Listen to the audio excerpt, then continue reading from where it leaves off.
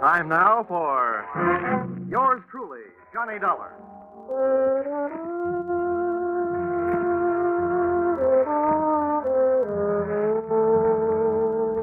The next half hour has its baggage packed to take a trip with America's fabulous freelance insurance investigator, Johnny Dollar. At insurance investigation, he's just an expert. At making out his expense account, he's an absolute genius.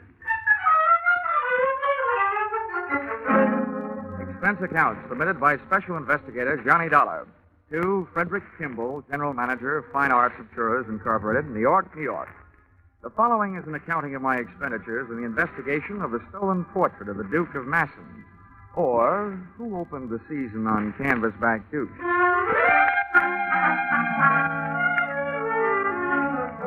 Expense account, item 1, $350, plane fare, New York to London. Item 2, $125, replacement, brand new light tan topcoat, borrowed and not returned by fellow passenger during flight. We had cleared Gander, Newfoundland, and were 4 hours out, flying at 20,000 feet over the Atlantic, with the night and the weather fighting it out to see which could darken the sky first. Most of the passengers were asleep, but the rough weather was giving the man in the seat beside me a rough time. Although the plane had leveled off, his dinner was still trying to gain altitude. Among other things, he complained of chills, so I slipped out of my topcoat and threw it around his shoulders. Oh, thank you. I'm sorry to be such a bother.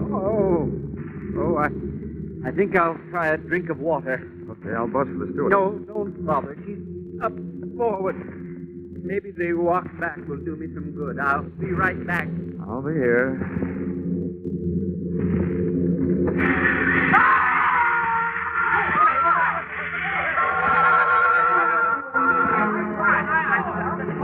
My seatmate had carried his constitutional too far. He stepped out for a breath of fresh air. I didn't think anybody could get sick enough to do that. By the time I got to the back of the ship, the rear seat passengers were milling around the aisle, all of them claiming not to know anything about what had happened. I didn't either. But if my ex-friend hadn't got out of the plane, he'd been pushed. And that posed this tantalizing question. If he'd been pushed, and since he'd been wearing my light tan topcoat, was I the one who was supposed to be taking that 20,000-foot swan dive into the Atlantic? I looked over the passengers, and to me, they all looked guilty. But I knew they couldn't be. I also knew I had no chance of finding out which one was. When things settled down, everybody started asking the stewardess for sedatives to help them get back to sleep. I asked her for some black coffee to keep awake.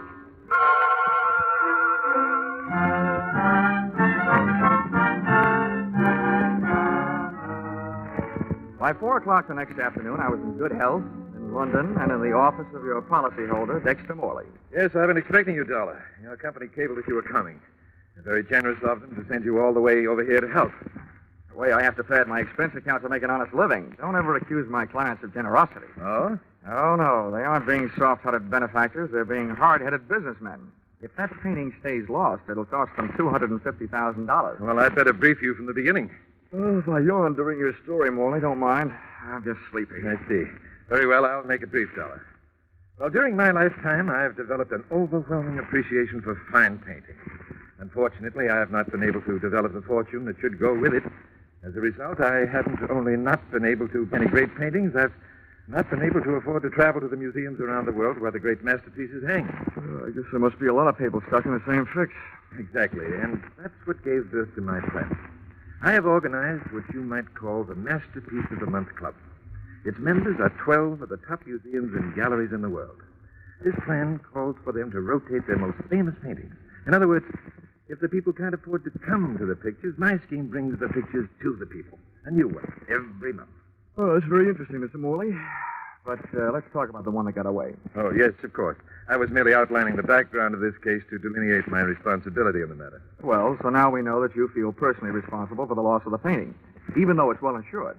Mr. Dollar, no amount of money can get that picture repainted by the man who originally painted it. The artist, Monet, has been dead for more than 300 years. A real gone guy. Well, if we fail to recover Monet's masterpiece, the Duke of Massen, it would not only be a tremendous shock, but also a tremendous loss to the world of art. Further, it would ruin my reputation. The very first painting to be loaned arrives here in London from Paris 4 days ago, and the first night after I deliver it to the museum, it is stolen off their wall. Okay, Mr. Morley. So much for the story. Where's the museum? It's the new art gallery at Coventry. Here's the address. I won't be able to accompany you myself as I'm flying across the channel immediately to try to calm the officials in Paris, the ones who loaned the stolen painting. They've been calling incessantly. I'll phone my assistant, Miss Harding, to meet you at the main entrance in the museum at, let's say, 45 minutes. Okay. Tell her I'll be the man asleep on the step.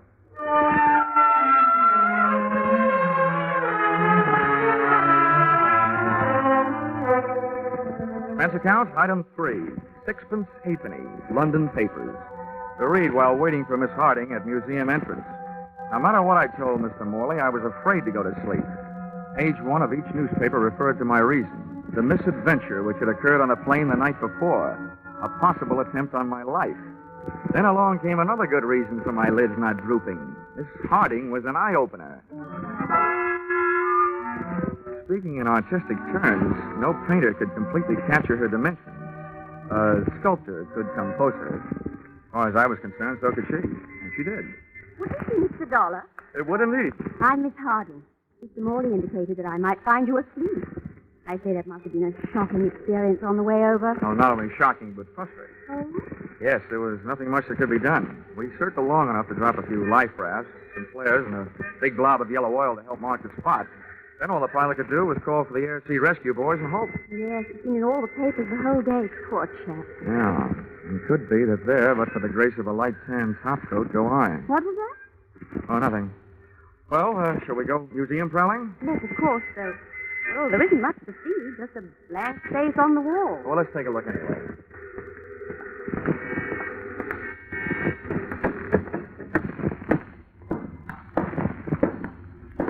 Hey, did you say a blank space on the wall? Why, yes. You mean they stole the painting frame and all? Indeed, they did. Oh. Art thieves are doing things the hard way these days.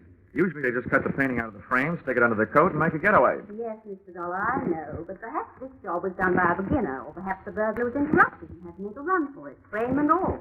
There are infinite possibilities. Yes, infinite. Thanks.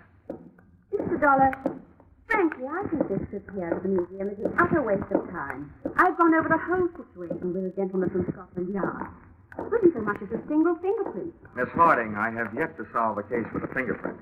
Sorry, I forgot. Men just can't stand to see any show of efficiency in a woman. Oh, I wouldn't say that. It's according to what they find their efficiency. I'm speaking of business. Mr. Dollar, I'm sure that I can save you a great deal of trouble. I've already done an extraordinary amount of research on this case. Well, be careful what you tell me, Miss Harding. At this point, I confuse easily. Mr. Dollar, a child could understand what I have to tell you. Sometimes a wide-awake child is better than a sleepy man. But go ahead. Now, this is the place, right here. No. There. You see? A blank wall. Now, Mr. Dollar, of the 12 foremost art thieves in London, I have discovered that 9 are currently in prison. 1 is in hospital after falling 4 stories off a roof, and the other 2 are at large and may be found residing at the addresses I have here. Hey, you sound more like a patron of the criminal courts than you do of the arts. The entire subject of criminology fascinates me. Now, have you seen enough of your blank wall? Yep, things are blank enough. Give me those addresses. And while you're at it, maybe you better give me yours. Mr. Dollar, you don't think I look suspicious? Oh, no. Delicious.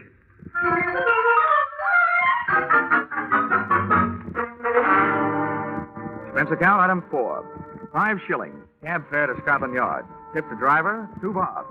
When it comes to money, I speak all languages. Scotland Yard from the outside looks like a big public school. Well, it has taught a lot of lessons to a lot of people. Inside, it was tea time. When I inquired for the officer in charge of the robbery with which I was concerned, I was led to an Inspector Carew. First, he gave me a cup of tea. Then he gave me my lunch. Mr. Dollar, you sit here and ask me why we haven't done something. Believe me, sir, the yard is not as archaic as its architecture. There's a simple legal procedure which must occur before we can make either an investigation or an arrest. Well? First, a complaint must be lodged by the legal owners of any stolen property. At that point, and at that point only, are we allowed to act. You mean nobody called for help? Well, naturally, when the museum discovered the painting gone, they immediately rang us up. We went to court to gather primary evidence. Unfortunately, there was none. Well, what about the owners of the painting, the museum in Paris? As yet, we've heard nothing. We expect to momentarily. Inspector, just out of curiosity, what about this girl, Miss Harding? I'd say she's Well, a jolly fine type. I mean, do you know anything about her? I say, didn't you Yanks carry off enough of our girls after the war? I'm not in the importing business. I mean, is she known to you professionally? What? You suspect her? Well, not particularly, but she did give me this list. In her opinion, this is the who's who and where they are of your city's light-fingered art lovers. Let me see it. Well, quite complete and quite accurate. Hardly the work of an amateur. Where in the world would a young lady like Miss Harding come into such information? That, Inspector Carew, is exactly what I'm driving at.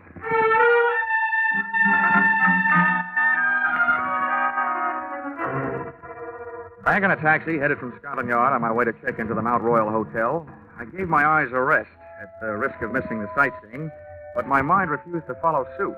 It now had 3 blank walls to stare into. The one in the museum, the one at Scotland Yard, and the most provocative of the 3 to look at, the girl who knew too much, Miss Muriel Harding. My mind also kept ruffling my nerve ends with a question. Was I supposed to be the guy who got dumped out of that plane the night before? We arrived at the Mount Royal Hotel, and I got my answers. Here we are, sir. That's the Mount Royal, right dead on across the way. You can't miss it. Okay. What's the bill? To you, sir? That'll be half a crown. How much? 2 and 6, sir. Oh, here. You figure it out. Phew. God, ever so, Governor. Look out, Governor, mind that car! That was a close one. You all right, Governor? Yeah. Blimey, since the cars are back on the street, it's more dangerous to walk around now than it was when them ruddy buzz bombs were dropping. Yeah, a couple of good things about the buzz bombs, though. Nobody aimed them at you personally, and nobody was at the wheel to steer them.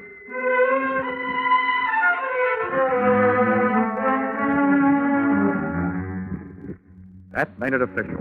I had been set up for a pigeon, and it was me somebody had tried to turn into a seagull during that flight across the Atlantic. Expense account item 5, £3.10 to bellboy for services rendered. How about that? $14 for a bottle of scotch. I knocked off 40 winks. It felt like only 20. Then I grabbed a shower, shave, and a cab down Oxford Street and over to Soho. Expense account item 6, 5 shillings, the legal limit on the price of dinner in England these days. I ate in a nice place called Kettner's, dinner being a bit of chicken, 3 choices of vegetables. Brussels sprouts boiled, Brussels sprouts creamed, and Brussels sprouts roasted. For dessert, I looked at the names and addresses of Miss Harding's 2 candidates for the boys most likely to have succeeded in swiping the missing portrait of the Duke of Massen. I was in the right district for one of them. I found myself in a dark and lonely mews. That may sound good to you, but in Soho, a mews is still only a place fit for ash cans and cats. I groped my way up the stairs to the address of the number 1 boy on Miss Harding's list. On the top step, I was breathing hard. It wasn't all from the climb. I clenched my teeth, my knuckles, and knocked on the door. Then I broke roll 2, the basic instructions for the working snoop. I opened the door. That lock never went to Yale. The door of a wood-burning stove across the room was open, the flames erratically painting the walls with orange light, then erasing them back into black darkness. I finally dared to breathe. Then I saw what I was looking for, lying on a table, its edges curled upward. An oil painting of a guy with short breeches and a long face. I started forward, but something barred my foot. I stared down at the floor in front of me. First it was pitch black. Then the light from the stove flared up, and I saw that the object was what I thought it was, and hoped it wasn't. A man, wearing his head, and I don't mean his hair, parted in the middle. I rushed across the room, flipped the middle off the top of the stove to give me more light, and looked for a telephone. There was none in the room with a corpse, so I tried the door of the next room. And the door I was trying started erupting.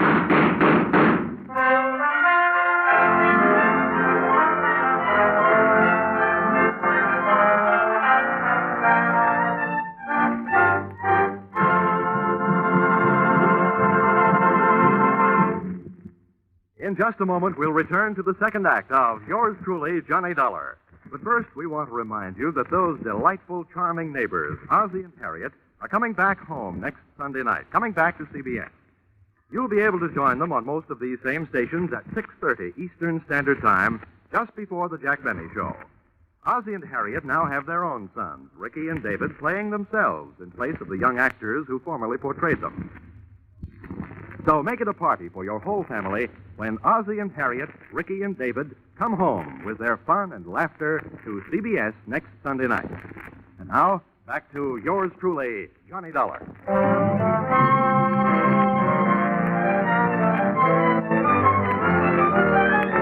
When those bullets came crashing through the door at me, I dropped to the floor. I still don't know whether my knees buckled or I meant to go down. I stayed where I was. But whoever it was on the other side of that door decided to take off, out the window. I got to my feet, but by the time I kicked the door open and got to the window, I had that old Mother Hubbard feeling. The cupboard was bare.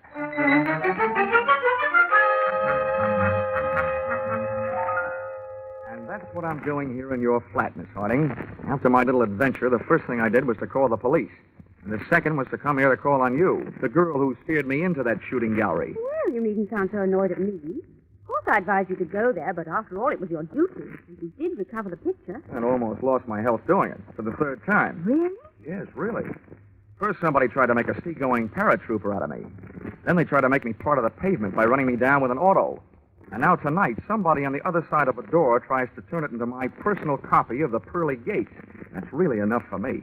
Mr. Dollar, where is the painting now? At Scotland Yard. And now let's change the subject back. What's bothering me is bothering me plenty. I want to know who didn't want me to find that picture and why. Why, it seems elementary. Thank you, Dr. Watson. The thief naturally didn't want you to find it. Miss Harding, please. When I got shot at, the apparent thief was dead. Well, they do have henchmen, you know. If he was killed by an accomplice, why did the killer leave the painting? Oh, I'd have no way of knowing. Of that, I'm still not sure. Oh, really, Mr. Dollar, come off it. You hardly suspect me. I suspect you less if you'd stop saying that. At this point, I suspect everyone. Even Dexter Morley, of dreaming up this whole painting of the month scheme to bring those paintings within stealing distance. Oh, but that's utterly Yes, ridiculous. I know. If that was the plan, he'd wait until he had more than one picture on the road to steal. That's why I don't suspect him. Well, frankly, I don't see why you continue to worry. After all, your part of the job is done, isn't it? Yeah, I suppose you're right. But I still have a yearning burning deep down inside of me to break somebody's neck. Mind if I use your phone? Of course not. Help yourself. Thanks.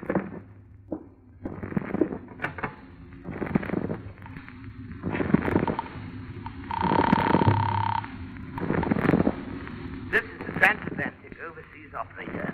Hello, I want to talk to New York. Don't worry, I'll call collect. My name is Johnny Dollar. I want to place a collect call to New York. Number is Plaza 6, 9184. Check this, please, sir. Your name is John Dollar. New York number you're calling is Plaza 69184. And the call is, collect, correct? Correct. Collect. Right you are, sir. We shall ring up immediately if there's a clear circuit. Thank you. They'll call me. Well, while you're waiting, you should probably do with a bracer. Do you care for a drink? What have you got? Oh, gin and orange, gin and lemon, gin and Italian, or gin and French. No whiskey. No, thanks. Well, come and sit down over here. Very restful. What's more restful in the eyes where I am? Here, I can have a better look at you. However, Why, Mr. Dollar, you can be charming. Do you mind if I change the mister for Johnny? It sounds much more fun. I'll swap you one Johnny for every Muriel you let me use. It's a bargain. Now, tell me about yourself. Your line of work fascinates me. I'm an absolute bug on criminology. At the moment, Muriel, that happens to be my unfavorite subject. Let's talk about you. Where shall I begin? Just after the age of 21? You're a saucy type. At the age of 21, I was serving in the WAF, Huh? the Women's Air Force. Oh, you must have had a lot of exciting adventures. Rather. What was the most exciting? Oh, I think perhaps the night the young U.S. Air Force captain kissed. Oh, one of the boys of the Wild Blue yonder. Maybe it was the blue of your eyes that made him wild. Johnny. I know how he must have felt. Gee, Johnny.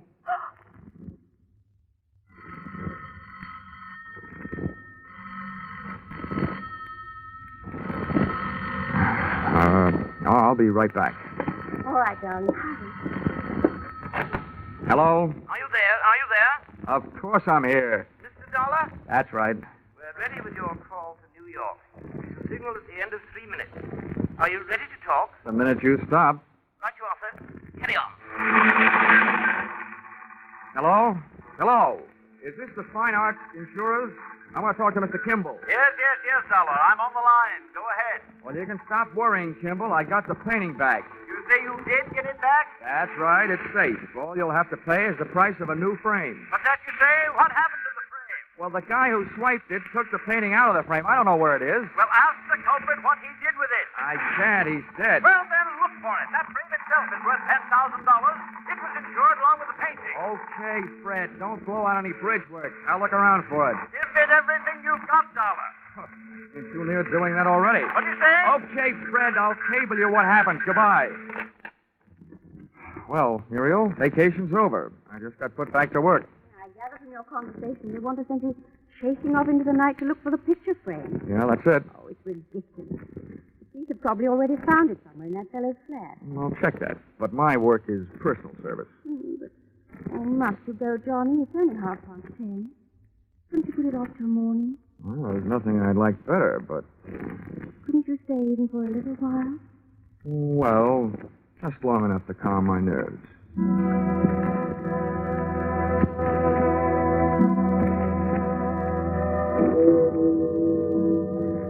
Big Ben was ringing up midnight on Time's greedy cash register when I finally cleared with a bobby guarding the back alley flat that had not so long before given up one unprecious life and one very precious painting. The place was darker than it had been on my previous visit, and when I groped for the electric switch, I realized why. There had been a brisk fire blazing before. In the bottom grate of the stove, I found enough unburned portions of the hot picture frame to justify my conclusions. And I found something else that came under the category of hot rocks.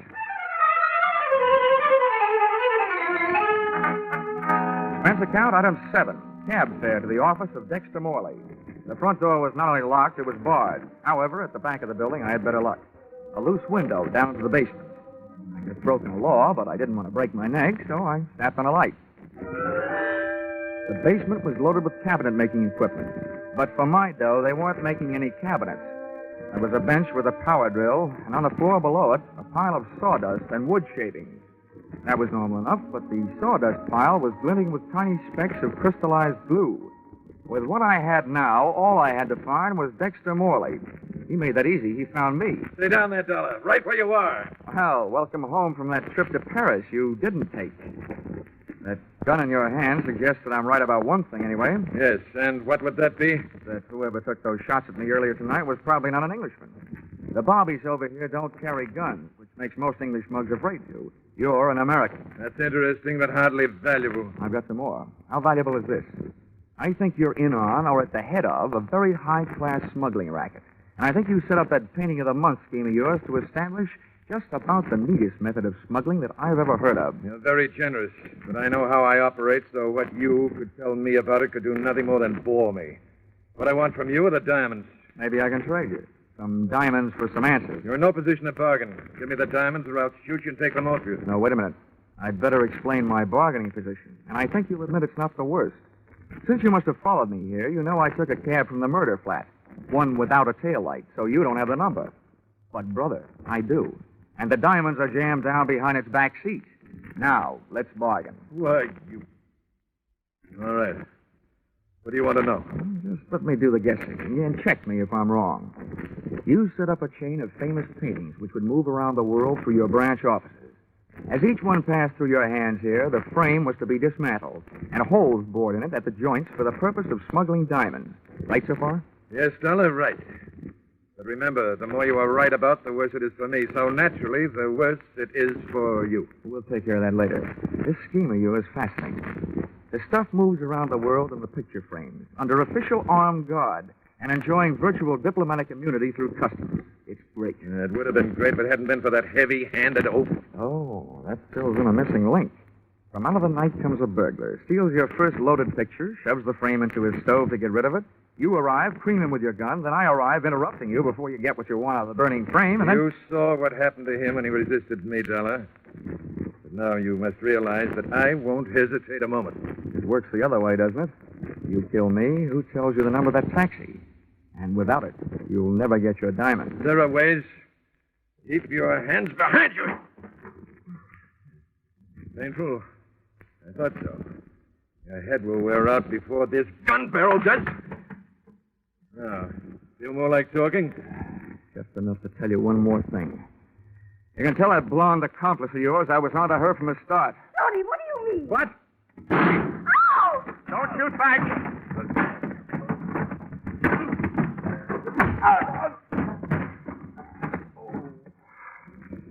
I can't repay you for those 3 tries you made or had made on my life, Morley. But here's what it feels like being hit on the head with a gun. Yeah, rockabye booby. Muriel, look out, you'll fall. I told you, that's a very undignified way for a lady to enter a room, through a basement window. Johnny, I was only trying to help, and there you were accusing me of being his accomplice after all those nice things you said to me before. Whoa, wait a minute. Oh, I followed you. I wanted to see how you worked. Oh, great, you and your criminology. At least you might have stepped in before you hit me those 2 licks. Look at my head. Oh, I'm sorry, Johnny. It's just that I love crime. Well, come on, get up. Oh. Would be a crime if Mr. Worley there woke up and I had to put him back to sleep again before the police got here. Oh, what was it all about? It was about these little black things. I've got a pocket full of them. Here, scrape one of them with your fingernail. Oh, glass. Honey, that's the kind of glass a fellow hands his girl when he wants to be engaged to marry her. Johnny, darling, you mean... Yes, I mean only that they're diamonds.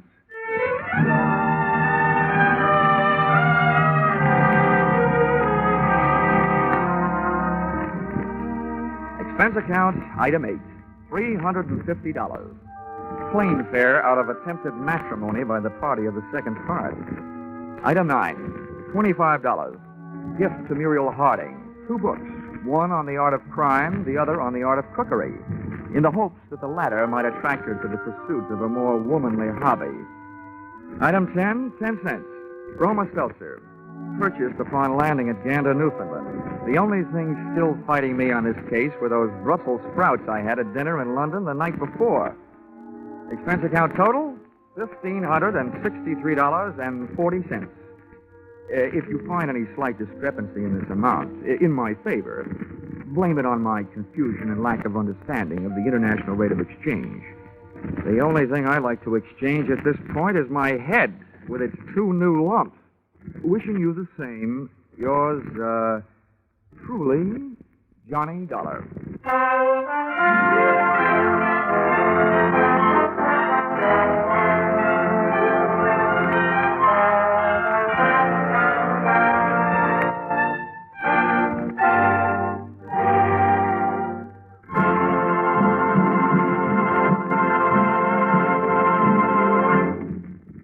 In just a moment, more about Johnny Dollar. But first, Academy Award winner Jane Wyman comes as guest to the Family Hour of Stars, and Ozzie and Harriet return in triumph to CBS.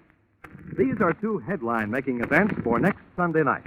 Add these 2 shows to the top comedy of Jack Benny, the feminine charm and dramatic talent of Helen Hayes and Eve Arden, the ace comedy teams of Amos and Andy and Lemon Abner, and CBS Sunday night makes great news. On top of this, there are the notable Mystery Capers with Sam Spade, and the laughter with Life with Luigi and It Pays to Be Ignorant. So don't miss a single one of CBS 10 great entertainments next Sunday night when they're heard over most of these same stations. Jack Benny, of course, comes to you over them all.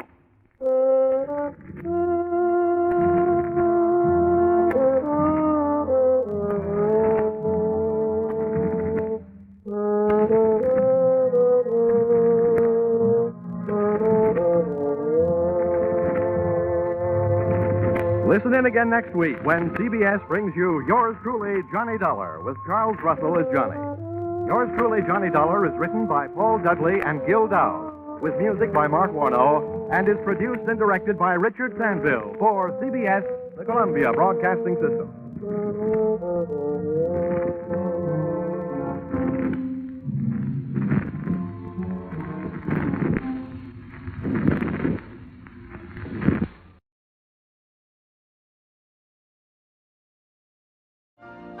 You've been listening to the OTR Gold Network.